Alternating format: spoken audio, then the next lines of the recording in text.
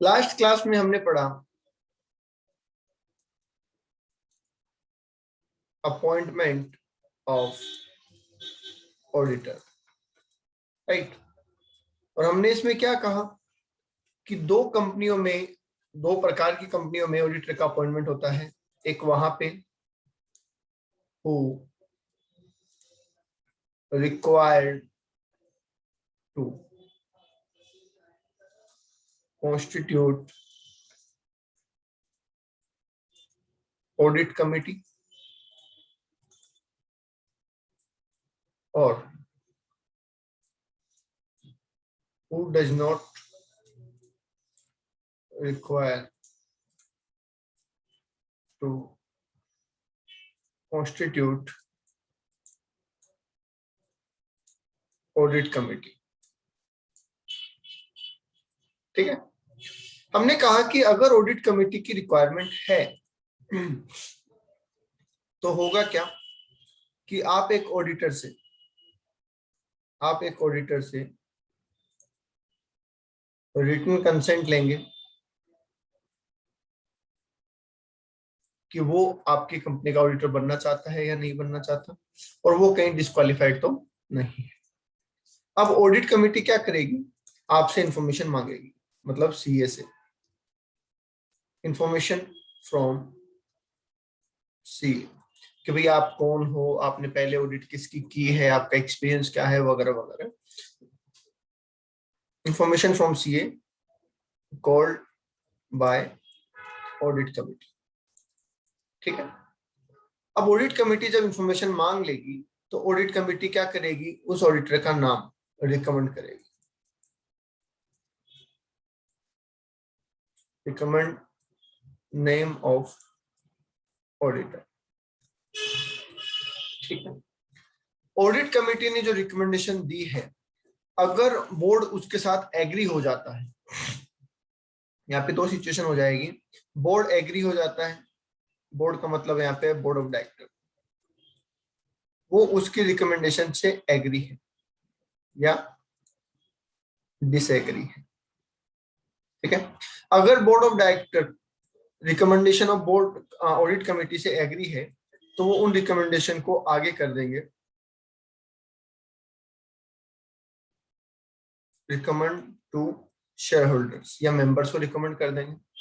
और अगर वो एग्री नहीं है उसके रिकमेंडेशन से, तो लॉजिकली सोचो क्या होगा, वो क्या करेंगे, वो उनको रिवर्ट करेंगे और बोलेंगे कि आप एक बार रिकंसिडर कर लो,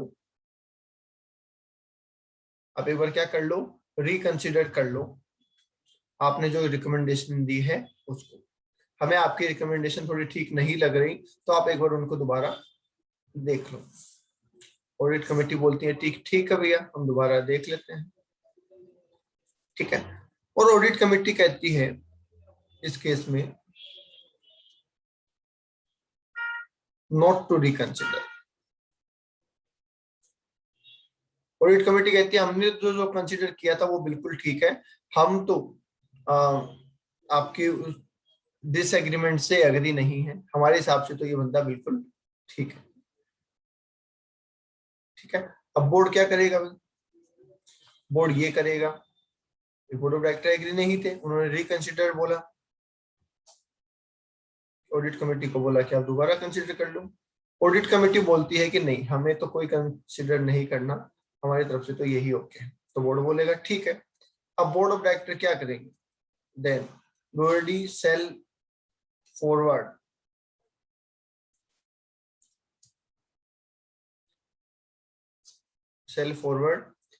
his recommendation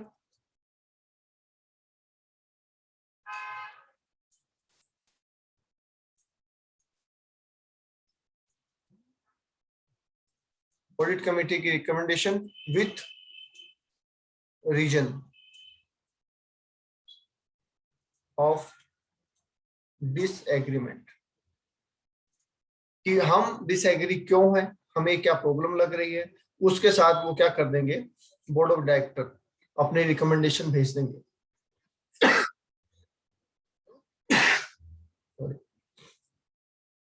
ओके, ठीक है। और लास्ट में शेयर होल्डर के पास जब ये सारी बातें चली जाएगी तो शेयर होल्डर अपॉइंट कर देंगे किसको, ऑडिटर को अपॉइंट कर देंगे। That's it. बता दो एक बार यहां तक बात समझ में आ गई? दोनों ही सिचुएशन में, चाहे ये हो और चाहे ये हो, शेयर होल्डर अपॉइंट ऑडिटर। ये मैंने आपको बिल्कुल डिटेल में बता दिया, इससे ज्यादा डिटेल में कुछ भी नहीं है।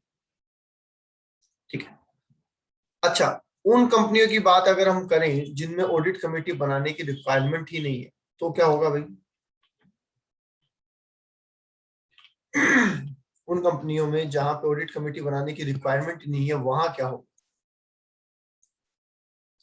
वहां पे बोर्ड ऑफ डायरेक्टर सीधे रिकमेंड करेंगे टू मेंबर, क्योंकि वहां तो ऑडिट कमेटी है ही नहीं। ये क्या करेंगे? सीधे रिकमेंड कर देंगे। ओके, मेंबर को। ओके, अब सुनो आगे। अब काम की बातें स्टार्ट हो रही है। अभी तक तो सारी बातें थी जो आपको एक एक्स्ट्रा नॉलेज देने के लिए।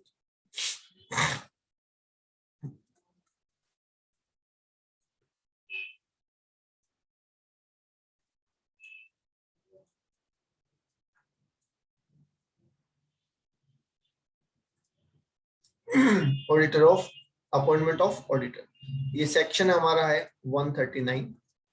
इसके अंदर लिमिट दे रखी है टाइम की। देखिए, एक कंपनी है प्राइवेट कंपनी और एक कंपनी है गवर्नमेंट कंपनी। प्राइवेट कंपनी को हम नॉन गवर्नमेंट के नाम से भी बोल सकते हैं। ठीक है। अब प्राइवेट कंपनी में जब ऑडिटर का अपॉइंटमेंट होगा तो दो तरीके के ऑडिटर अपॉइंट होंगे।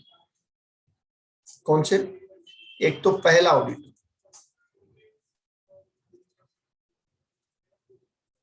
ठीक है, और एक सब्सिक्वेंट ऑडिटर। जब कंपनी बनती है तो पहला जो ऑडिटर अपॉइंट किया जाता है उसे फर्स्ट ऑडिटर बोला गया है, और बाद में अगले साल जो दोबारा नया ऑडिटर अपॉइंट किया जाता है उसे सब्सिक्वेंट ऑडिटर कहते हैं। Is that clear?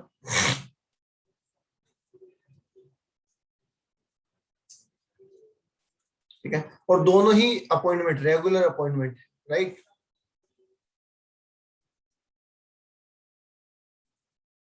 बोलिए, दोनों ही रेगुलर अपॉइंटमेंट है।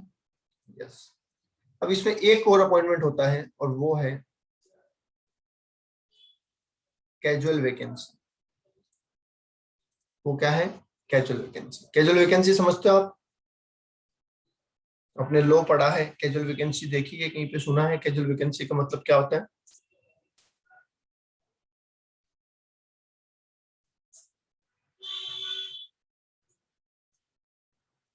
बोलो भाई, कैजुअल वैकेंसी का मतलब देखा है?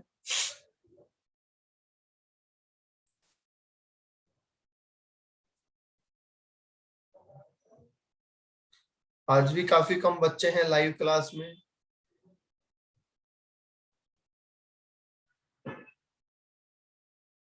नहीं। कैजुअल वैकेंसी का मतलब होता है जब पोस्ट अचानक से खाली हो जाए। अचानक से खाली होने का मतलब, मान लीजिए ऑडिटर की डेथ हो गई, ऑडिटर डिस्क्वालिफाइड हो गया, ऐसे कोई रीजन हो गया जिसकी वजह से ऑडिटर की पोस्ट अचानक से खाली हो गई, उसको बोलते हैं कैजुअल वैकेंसी। ठीक है। अब सबसे पहले फर्स्ट ऑडिटर की बात कर लेते हैं। फर्स्ट ऑडिटर कौन अपॉइंट करेगा? तो फर्स्ट ऑडिटर अपॉइंट करता है board of director. First auditor appoint करते हैं बोर्ड ऑफ डायरेक्टर। कितने दिन में? Within 30 days. अब 30 डेज तो हमें याद हो गया, पर 30 डेज कहां से? तो ये है from incorporation. 30 days from incorporation, right? ठीक है। मान लीजिए 30 डेज में बोर्ड ऑफ डायरेक्टर अपॉइंट नहीं कर पाए, किसी भी रीजन से बोर्ड ऑफ डायरेक्टर अपॉइंट नहीं कर पाए, तो फिर नेक्स्ट पावर किसके पास चला जाएगा? शेयर होल्डर के पास। और शेयर होल्डर करेंगे विद इन 90 डेज। ये 90 डेज कब से? इन 30 दिन के बाद 90 डेज, या फिर ये भी इनकॉर्पोरेशन से है?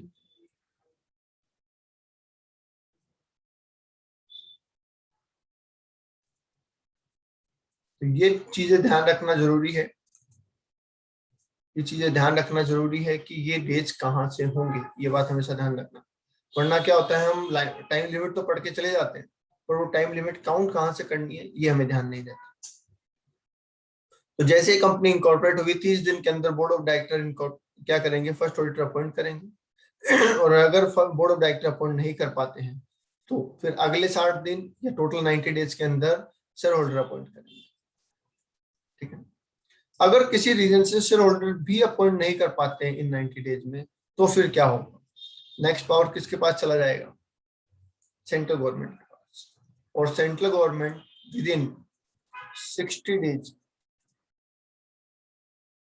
ठीक है, विद इन नेक्स्ट 60 डेज लिख दिया हमने, मतलब इन 90 दिन के बाद 60 दिन के अंदर अंदर सेंट्रल गवर्नमेंट अपॉइंट कर देगी। आई बात समझ में? फर्स्ट ऑडिटर का अपॉइंटमेंट कौन कर रहा है,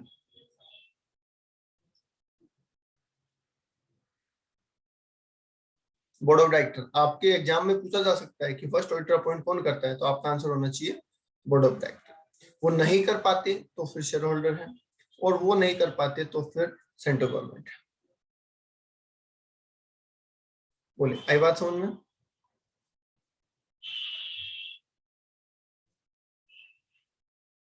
यस, देखिए ये चीज मैंने आपको यहाँ पे भी लिख के दी है, इस भी देख लीजिए एक बार, मैं यहाँ पे भी आपको हाईलाइट करवा देता हूँ।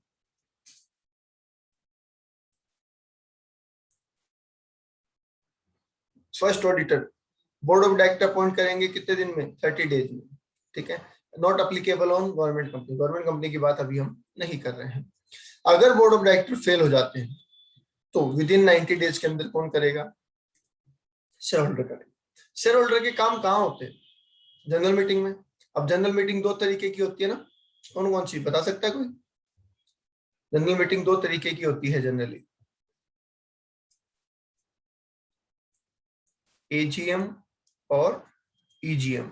एजीएम का मतलब एनुअल जनरल मीटिंग, और ईजीएम का मतलब एक्स्ट्रा ऑर्डिनरी जनरल मीटिंग। ठीक है, अब जाहिर सी बात है शुरू में एजीएम तो होगी नहीं, शुरू में तो एजीएम होगी नहीं, एजीएम तो फाइनेंशियल ईयर खत्म होने के बाद होती है ना, तो इसलिए ये अपॉइंटमेंट कहाँ होगा, ईजीएम में होगा, राइट। तो ये ईजीएम में अपॉइंट करेंगे। ठीक है, अगर ये भी नहीं अपॉइंट कर पाते तो फिर नेक्स्ट पावर किसके पास चला जाता है, सेंट्रल गवर्नमेंट के पास, और वो अगले 60 दिन के अंदर अंदर इसको अपॉइंट कर देते हैं। बोलो जी, आगे बात समझ में?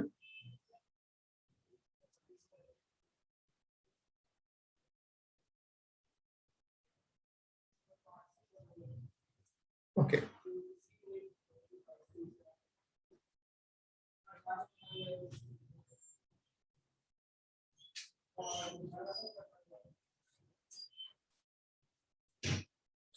अब सुनिए आगे। ये जो फर्स्ट ऑडिटर हमने अपॉइंट किया, ये कब तक ऑडिटर बना रहेगा, फर्स्ट ऑडिटर हमने जो अपॉइंट किया वो कब तक ऑडिटर बना रहेगा, दैट मींस उसका टेन्योर जो है वो कितना है,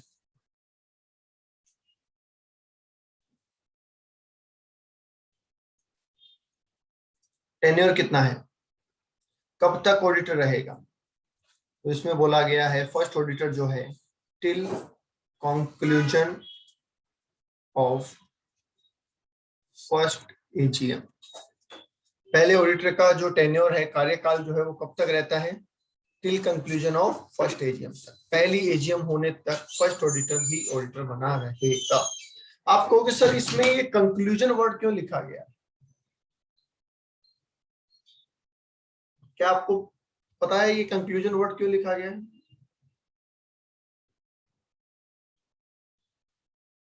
जब आपने लॉ पढ़ी होगी तो क्या लॉ में आपने ये पढ़ा है जनरल मीटिंग वगैरह के बारे में, लॉ में जनरल मीटिंग वगैरह के बारे में पढ़ा है? हाँ, जनरल मीटिंग में क्या होता है कि जब जनरल मीटिंग में सारे काम पूरे हो जाते हैं तो हमें उसे कंक्लूड करना पड़ता है। ठीक है, हमें उसको ये कहना पड़ता है कि हम मीटिंग खत्म कर रहे हैं, हमने मीटिंग में सारे काम कर लिए हैं, और उसके लिए कंक्लूजन पास करना होता है, राइट। कंक्लूड करना जिसको हम बोलते हैं। बाई चांस किसी रीजन से अगर मीटिंग को एडजॉर्न करना पड़े, एडजॉर्न पढ़ा है आपने, स्थगित करना पड़े, ठीक है, तो इन दैट केस ऑडिटर का टेन्योर भी एक्सटेंड होता रहेगा। जब तक मीटिंग कंक्लूड नहीं हो जाती तब तक ऑडिटर का टाइम चलता रहेगा। कंक्लूजन होने पे ही ऑडिटर हटेगा। आई बात समझ में? यस, इसलिए कंक्लूड होना जरूरी बताया गया है। अब लॉजिकली सोचो, जब पहली मीटिंग हो रही है, आज मान लीजिए हमारी कंपनी की फर्स्ट एजीएम है, और वहां पे पहले ऑडिटर का काम खत्म हो रहा है, और अब हमें सब्सिक्वेंट ऑडिटर को भी अपॉइंटमेंट करना है, तो आप बता सकते हैं कि सब्सिक्वेंट ऑडिटर को कौन अपॉइंट करता है?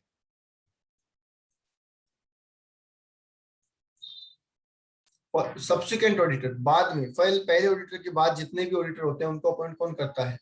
शेयर होल्डर करता है। और कहाँ करते हैं? फर्स्ट एजीएम में करते हैं।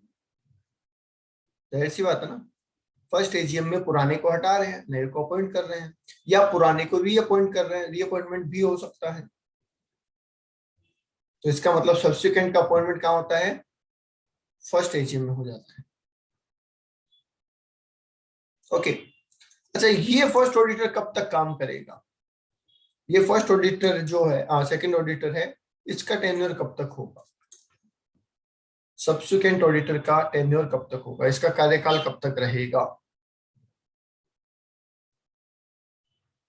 तो ये रहता है 6th एजीएम तक, क्योंकि फर्स्ट ऑडिटर 1 साल के लिए होता है, और बाद में जितने भी ऑडिटर अपॉइंट होते हैं वो सब 5 साल के लिए अपॉइंट होते हैं।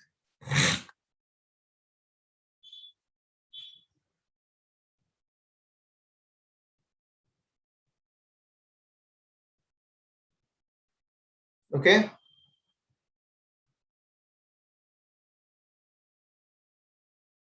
ओके,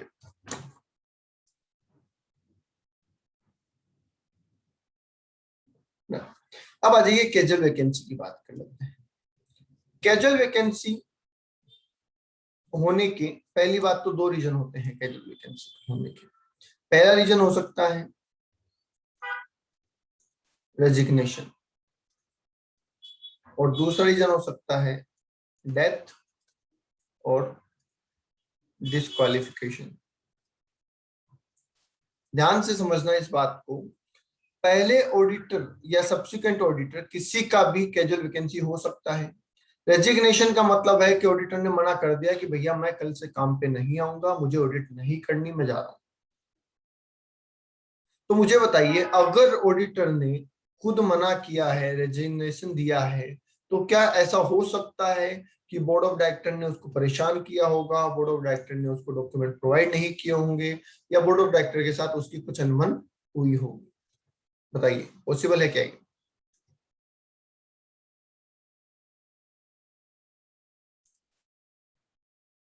पॉसिबल है क्या? यस। और इसी को बोर्ड ऑफ डायरेक्टर को ही बोला गया कि आपको अपॉइंट करना है, ठीक है, अपॉइंट करना है new auditor with in 30 days from casual vacancy. Board of director को ही बोला कि आपको विद इन 30 days के अंदर अंदर कैजुअल वैकेंसी को फिल करना है। तो यहाँ पे तो बोर्ड ऑफ डायरेक्टर गड़बड़ कर सकते हैं कि अगर एग्जिस्टिंग ऑडिटर उनकी बात नहीं सुन रहा, उनके अकॉर्डिंग काम नहीं करना, तो वो उसको मजबूर करेंगे रेजिग्नेशन देने पे, और उसके बाद में उसकी जगह अपना कोई जान पहचान वाला अपॉइंट कर लेंगे, राइट? तो इसके लिए क्या बोला गया कि अपॉइंट तो आप कर लो 30 दिन के अंदर अंदर दूसरे ऑडिटर को, पर विद इन 3 मंथ, अपॉइंटमेंट से 3 मंथ के अंदर अंदर, विद इन 3 मंथ आपको इस अपॉइंटमेंट को अप्रूव करवाना पड़ेगा by share holder in general meeting. आपने जो अपॉइंटमेंट किया है किस केस में? रेजिग्नेशन के केस में। तो आपको वहां पे इस चीज का अप्रूवल लेना पड़ेगा शेयर होल्डर से, ताकि हम ये माने कि आपकी कोई मिली भगत इसमें नहीं है, ठीक है। बट अगर ऑडिटर की डेथ हो गई है, ऑडिटर डिस्क्वालिफाइड हो गया है, तो इसमें तो कोई बोर्ड ऑफ डायरेक्टर की गलती नहीं है। तो इसमें बोला गया board of director shall fill casual vacancy with in 30 days, पर इसमें कोई अप्रूवल की रिक्वायरमेंट नहीं है। आ रही है बात समझ में? कैजुअल वैकेंसी होने के दो रीजन, या तो रेजिग्नेशन या डेथ या डिस्क्वालिफिकेशन। रेजिग्नेशन के अंदर भी बोर्ड ऑफ डायरेक्टर और डेथ के अंदर भी बोर्ड ऑफ डायरेक्टर ही अपॉइंट करेंगे, पर रेजिग्नेशन वाले केस के अंदर उसको अप्रूव भी करवाना पड़ेगा 3 महीने के अंदर अंदर शेयर होल्डर से, ताकि ये श्योर हो जाए कि आपकी वजह से उन्होंने रेजिग्नेशन नहीं दिया है। बोलिए, आई बात समझ में?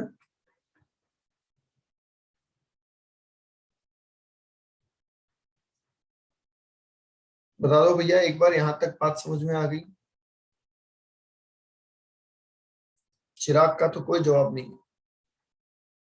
चलिए, अच्छा ये ऑडिटर जो हमने कैजुअली अपॉइंट किया है, ये जो हमने कैजुअली अपॉइंट किया है, इसका टेन्योर कब तक रहेगा? ये कब तक ऑडिटर बन के रहेगा? तो ये ऑडिटर बन के रहेगा नेक्स्ट एजीएम तक। No, it's not for remaining period. Suppose ये छठी एजीएम तक था, है ना, एक बार सुन लो कि ये छठी एजीएम तक था, पर मान लीजिए तीसरी एजीएम में ही से पहले ही इसकी डेथ हो गई, तो हमने नया अपॉइंट किया, पर ये नया वाला अब ऐसा 3 साल नहीं रहेगा, ये नया वाला नेक्स्ट एजीएम तक ही रहेगा, क्योंकि इसको तो एक तरीके से हमने टेम्परेरी बेसिस पे अपॉइंट किया है। फिर जो अगली एजीएम होगी उसमें दोबारा अपॉइंट किया जाएगा और वो ऑडिटर 5 साल के लिए होगा।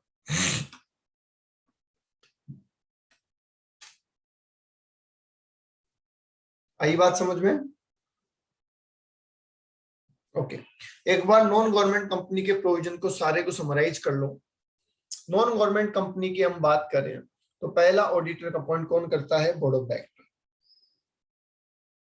30 दिन के अंदर बोर्ड ऑफ डायरेक्टर अवेलेबल नहीं है या एलिजिबल नहीं है या फिर किसी भी तरीके से वो नहीं कर पाए, तो अगले 90 डेज के अंदर अंदर शेयर होल्डर उसको अपॉइंट करेंगे, अगर विद इन 90 डेज, ठीक है, जिसमें 30 दिन इंक्लूडेड है।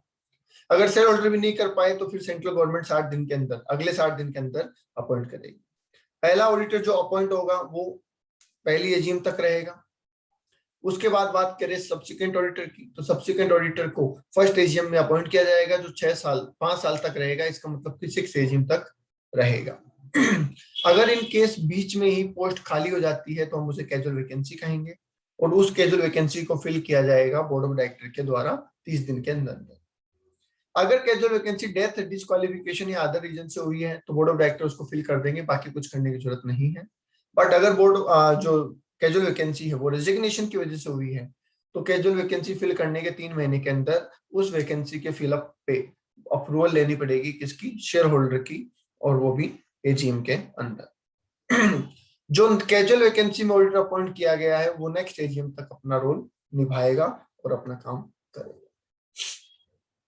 बता दीजिए एक बार यहां तक किसी के कोई डाउट?